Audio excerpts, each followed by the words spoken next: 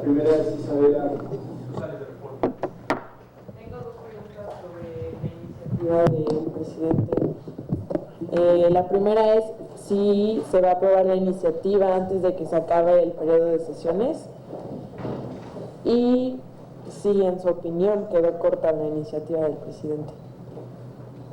La probabilidad, la posibilidad de que la iniciativa pueda concretar su proceso legislativo en estos próximos días, en las próximas sesiones que nos quedan en el periodo ordinario, dependerá del análisis que hagan los grupos parlamentarios, específicamente la expresión que tenga la prioridad que se recrea en el seno de la República. Creo que la iniciativa plantea puntos de coincidencia con un conjunto de iniciativas que previamente se han presentado, tanto de la fracción parlamentaria del Partido de la Revolución Democrática como otras que se han presentado a lo largo de estas legislaturas, las últimas legislaturas. Si nos atenemos a las coincidencias, yo vería enormes probabilidades de que pueda concretar su proceso legislativo. En buena medida, la iniciativa del presidente sintetiza acercamientos y aproximaciones que se han venido discutiendo tanto en el Congreso como en los foros del gobierno y que ya están plasmadas en iniciativas de otros grupos parlamentarios y de otros senadores. En consecuencia, creo que pudiéramos tener una buena síntesis de posiciones que pudieran provocar un dictamen en el corto plazo. Se ha turnado de manera inmediata, tan pronto como la recibimos, está turnada a 4 comisiones. Yo esperaría que las comisiones se sienten a revisar las posibilidades de tránsito de la iniciativa y que pronto tengamos noticia de si es posible avanzar en este periodo de sesiones. Es reforma legislativa, es reforma de ley, consecuentemente las condiciones son diferentes a una propuesta de reforma constitucional. Impacta pocos artículos, con lo cual también el análisis puede ser relativamente sencillo.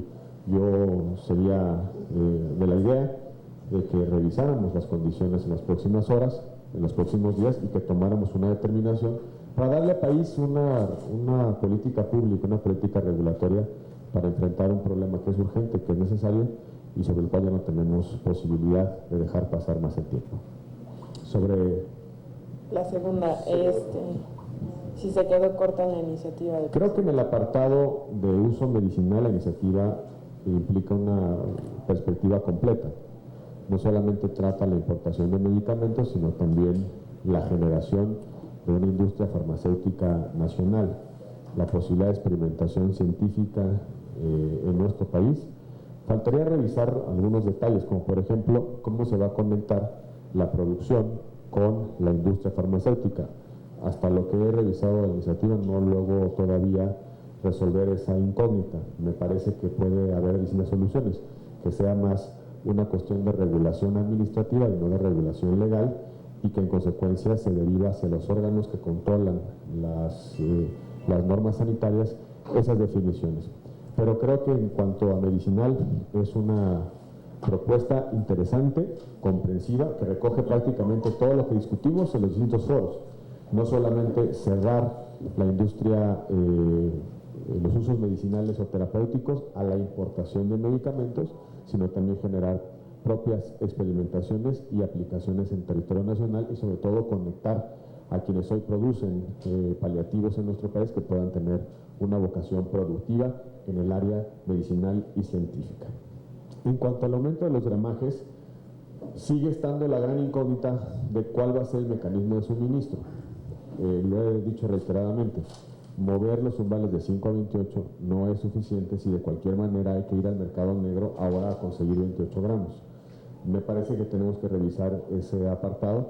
Hay muchos modelos de suministros que pueden ensayarse, que pueden discutirse, pero creo que tenemos que empezar a discutir cuál es la lógica integral de la propuesta del presidente de la República para hacer esa pregunta concreta. Si ya se sube el umbral a 28 gramos, ¿de dónde se va a obtener esa dosis personal para consumo lícito? Y creo que ahí está la gran incógnita. Como ustedes saben, la propuesta que nosotros presentamos sí resuelve el problema del suministro, crea una serie de condiciones para que la persona que desea consumir no solamente tenga un espacio de permisibilidad reconocido en la ley, sino que también tenga la posibilidad de suministro. Creo que ahí es donde tenemos que empezar a discutir si va a haber suministro público vía el sector salud, si habrá suministro privado vía algunas licencias, si será simplemente el mercado negro quien seguirá suministrando, o bien si vamos a unas autorizaciones administrativas para el cultivo de plantas en el propio hogar. Creo que esas son las incógnitas que tenemos que ir revisando. La parte de excarcelación es automática. En el momento en el que pasamos de 5 a 28 gramos, todas las personas sentenciadas que estén entre 5 y 28 gramos por posesión simple, automáticamente recuperarían la libertad. Y si a eso le sumamos el transitorio que ya está en el dictamen de ley de ejecución penal, tenemos un sistema robusto de excarcelación para delitos contra la salud. Yo quiero recordar que el 80% de las mujeres que están en prisión están por delitos contra la salud, 80%. La gran mayoría no lo está ni por comercio ni transporte, sino está por posesión simple.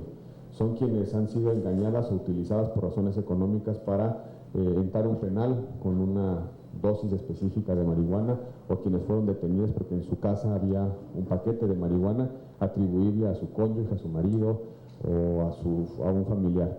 Esa es la realidad de nuestro país, y hay que también recordar que el 58.7% de los delitos contra la salud están asociados a marihuana. Si resolvemos por la vía del aumento de los umbrales, excarcelamos a una parte importante de la población penitenciaria, y si además utilizamos el mecanismo que se creó en la ley de ejecución penal, tenemos ya un sistema robusto para despresurizar el sistema penitenciario, pero sobre todo para descriminalizar efectivamente el consumo y la posesión para consumo en nuestro país.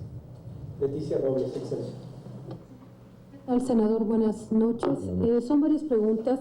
Uno es si usted utilizará sus facultades como presidente de la mesa directiva del Senado de la República para llamar a las 4 comisiones a sentarse ya la próxima semana, porque una cosa es que ellos se pongan de acuerdo y otra cosa es que la mesa directiva utilice sus facultades para decirle siéntense a analizar.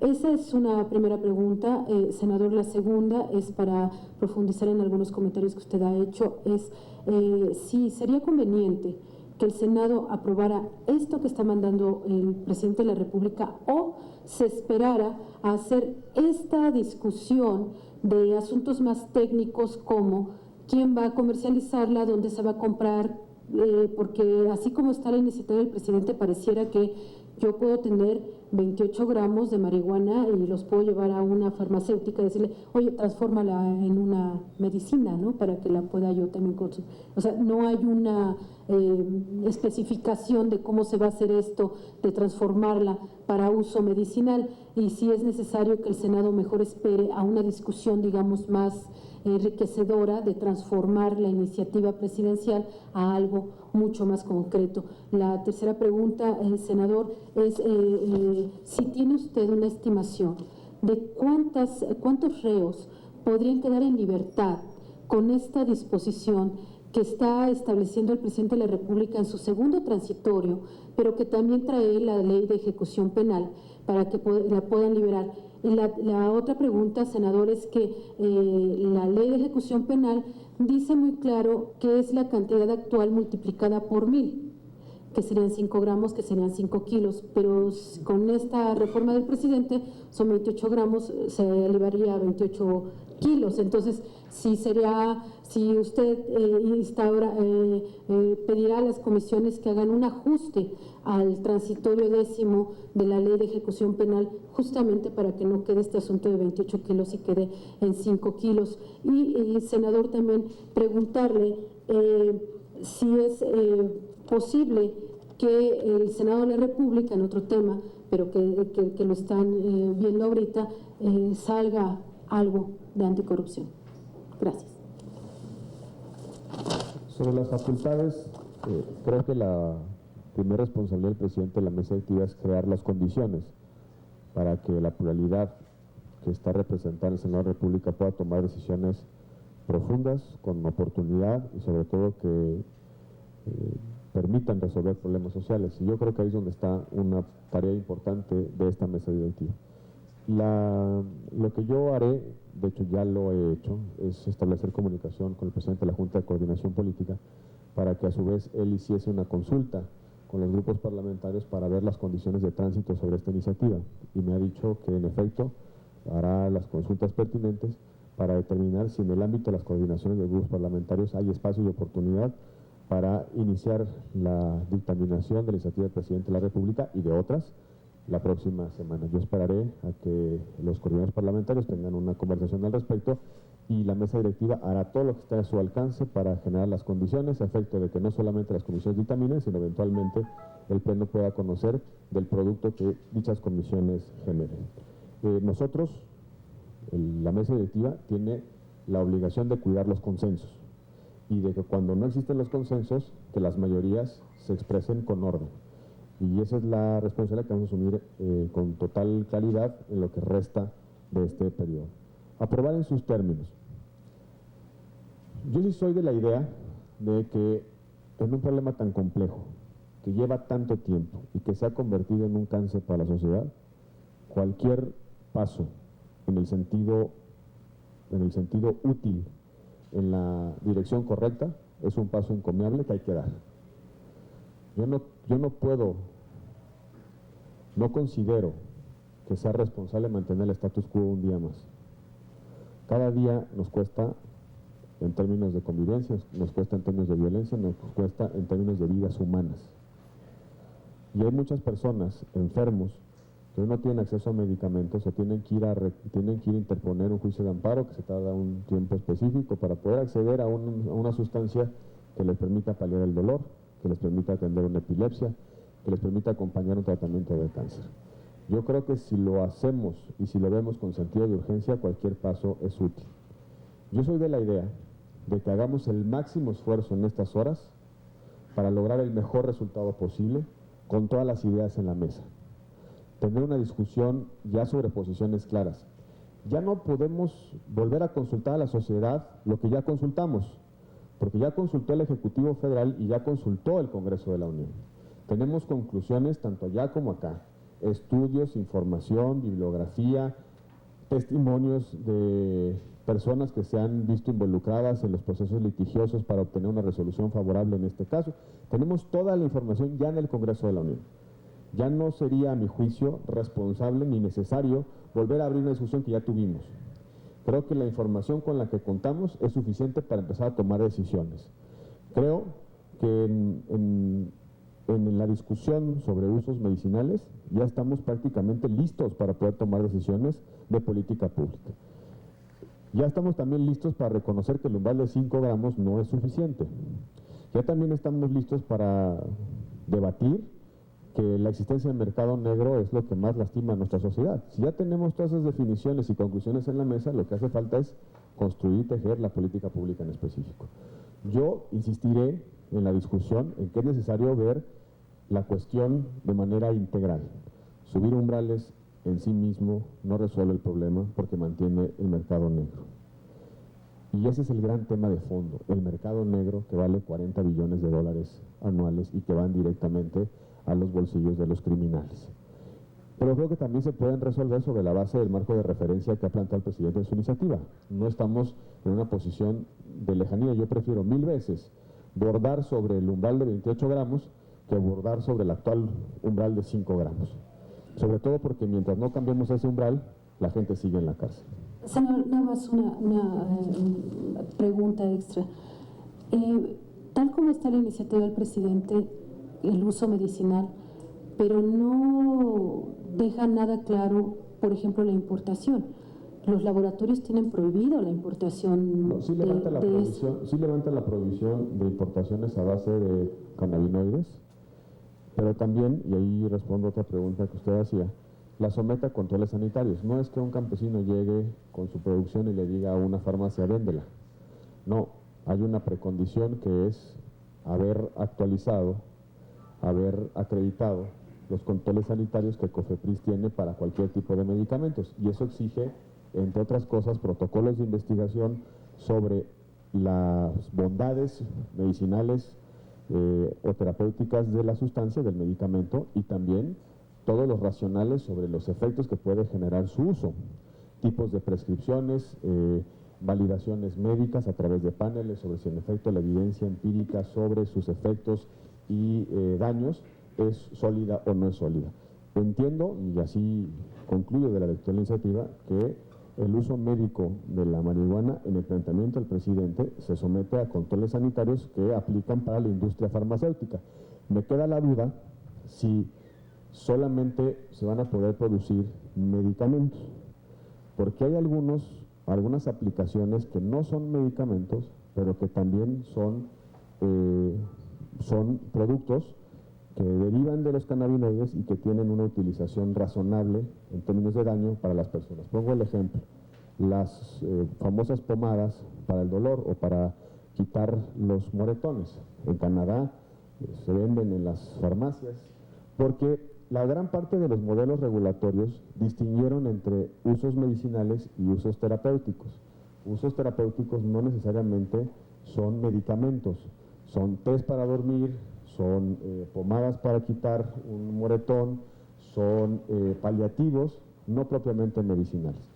Yo quiero pensar que en la iniciativa está planteada la distinción.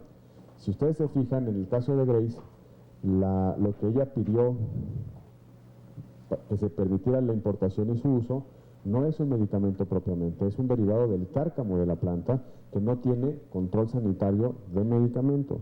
Yo creo que hay que distinguir claramente esa frontera.